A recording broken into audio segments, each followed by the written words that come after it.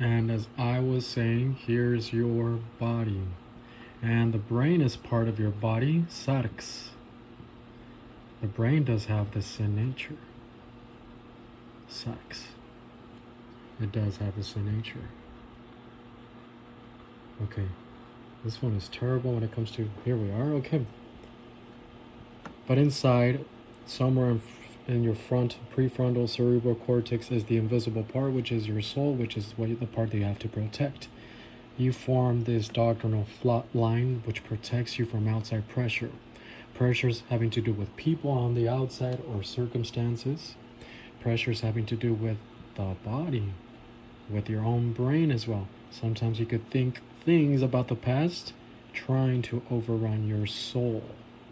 Things about the past, guilty things, things that hurt you, shameful things. Why didn't you do this? Why didn't you tell him that? Why didn't you spend more time with your father? And all these type of things which add pressure.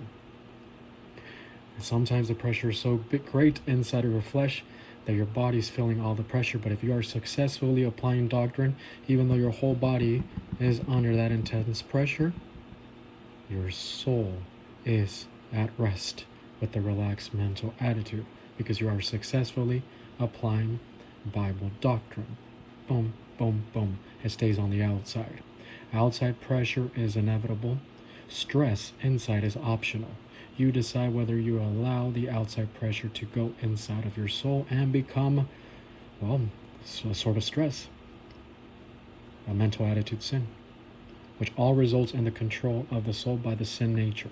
The Holy Spirit is no longer controlling it, and therefore you no longer have a relaxed mental attitude.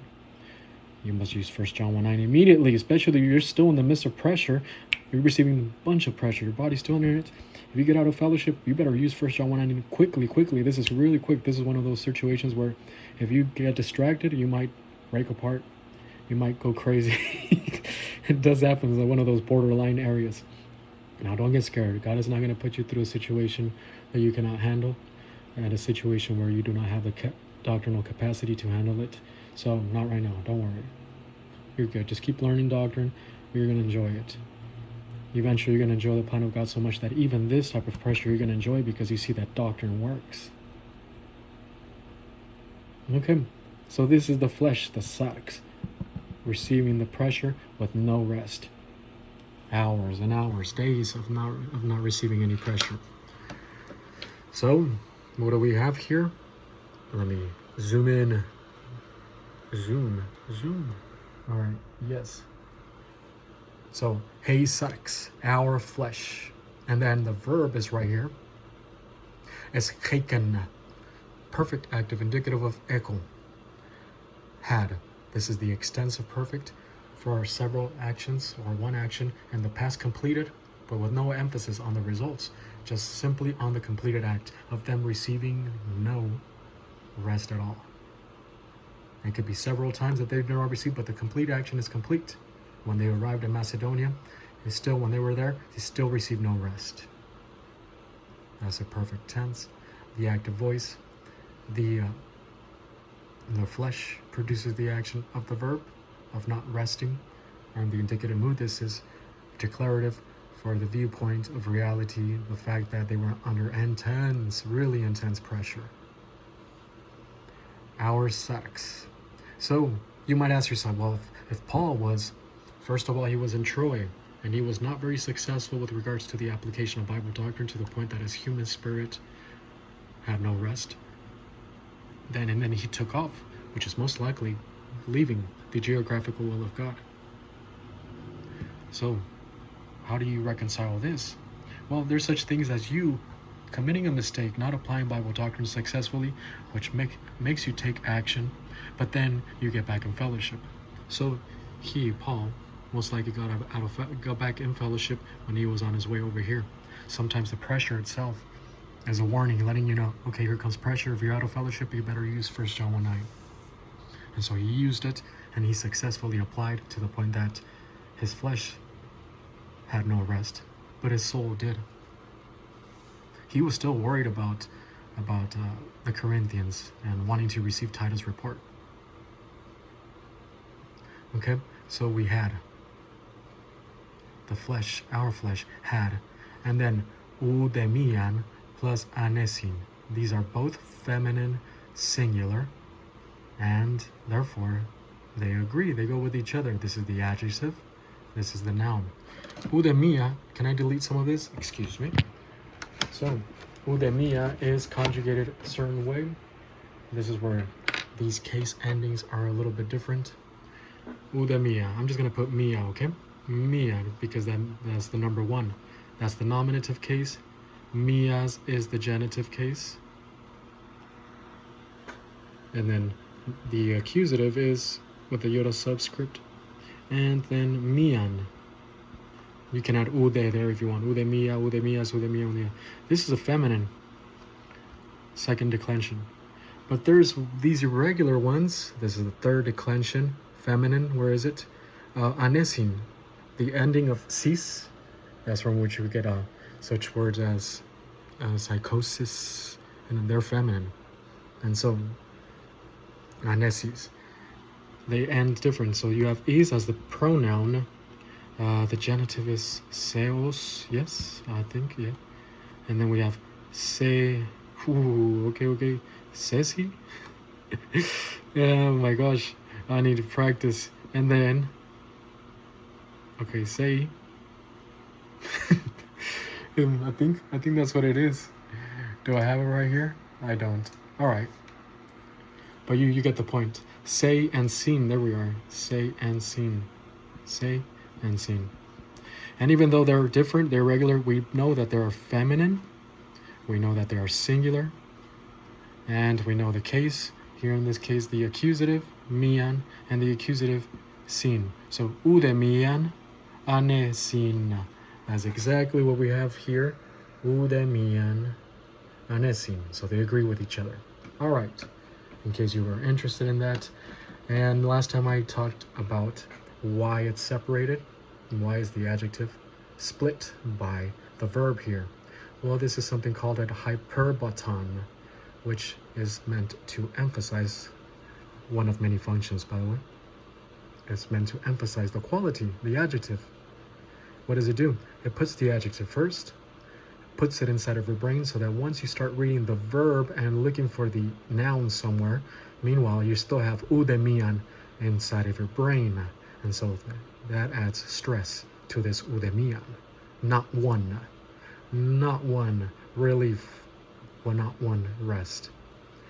Our flesh had not one rest. This is very emphatic. This is also the genius of Paul. As you can see, he was a great writer. The problem is, how do you translate it in the English? We've gone over several parts where I have not been able to add the stress or the emphasis of something in the Greek to the English. In this case, the best thing I could do is translate it adverbially. And so what do?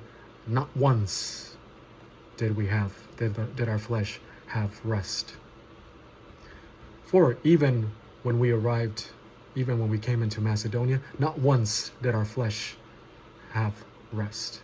That's the best way I can add the stress to not once. He's really telling you, like, there was absolutely no rest.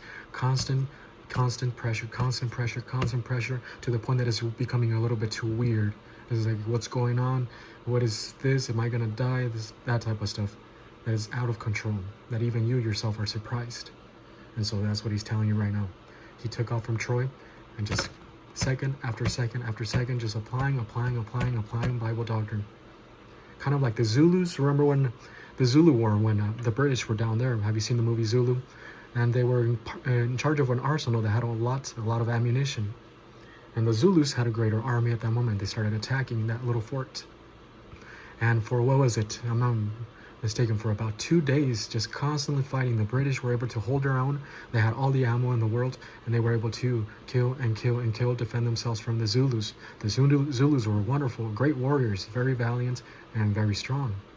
But the British, they had all the ammunition in the world, and they had the desire to survive and the discipline, obviously.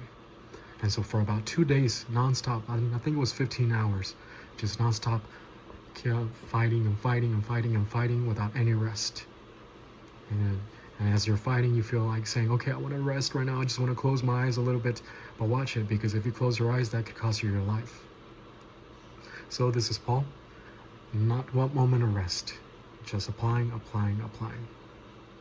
And you might find yourself in a situation like that pretty soon at the workplace, where for all those 8 or 9 hours, it's just non-constant applying of pressure, keeping the pressure out through the application of the 10 problem-solving devices. Okay. 4, even when we came into Macedonia, our flesh, or not once did our flesh have rest. The flesh is the one that needs to rest, not the brain. The brain is always going, even in your sleep. It is the flesh that needs, pardon me, not the soul. The flesh is the one that needs the rest. Your soul is always at rest if you're applying Bible doctrine. Okay. And then we have here this adversative conjunction, Allah, which means but rather, is going to give you the antithesis of what you just mentioned. Okay, where am I at? Okay, yes. But did I all right, I see now. My notes are not very well written down. Okay, so yeah, that's but. And then we have this participle here of thlibo. Thlibo. We already saw its cognate up here as thlipsis. Now we see the verb. Thlibo is a present passive participle of thlibo. The present tense, it's progressive, non-stop being pressured. And it requires consistent application of Bible doctrine. The passive voice, they, Paul and his team, the flesh receives the action of the verb, sarx, and the participle is circumstantial. It goes with the perfect tense. Here it's in the present, so the present has no reference to the time, whether it's present, as in right now. It just emphasizes the action, the linear action, the progressiveness. That when they arrived, they had not received any pressure, they had not received any rest. And in the present tense, it emphasizes the progressiveness of back then when they were receiving the pressure. Thlibomenoi. And how did I translate this? I can't believe I missed this part. All right. So being pressured, yes, being pressured, and plus panti, in the sphere of all areas and all things, being pressured in all things. Okay, the participle circumstantial goes with the main verb. And this is the general pressure. Now is about to tell you both outside pressures and inside pressures. For what do we have here? Exothen. This is an adverb. Exo means outside, from which we get exoskeleton or exanastasis. And this particle here, then, it tells you from when or from where. An old school word for this would be whence. Whence means from where. And so all you simply have to say, whence you come. Whence did you arrive? If you're Shakespeare, you can be redundant. You say from whence, but whence will do the job by itself. All right, so this is from where? From the outside. We're going to translate it on the outside. And what is it that they're suffering on the outside? Machai. We've seen this verb, makomai, which has to do with battle. And when it comes to war, makomai is used for the tactical battles, while polemeo has to do with the general war, the strategic war. This has to do with tactical battle. Polemeo or polemai has to do with the strategic war. Here it's talking about violence from people, pirates if you want to call them, people trying to take away their belongings, trying to abuse them, perhaps trying to enslave them. It was just all the work of Satan. And when Satan does not want you to do something, he's going to direct his pressure towards you. And God is confident. He knows whether he can handle a situation. And so he tells Satan, all right, you have the green light to pressure so-and-so. Little Johnny here, pressure him in the area. You can do all you want, but do not kill him. And so there is Satan, like a rabid dog, going to pressure you, trying to stop you from executing the spiritual life, stopping you from the destination, from arriving at the destination.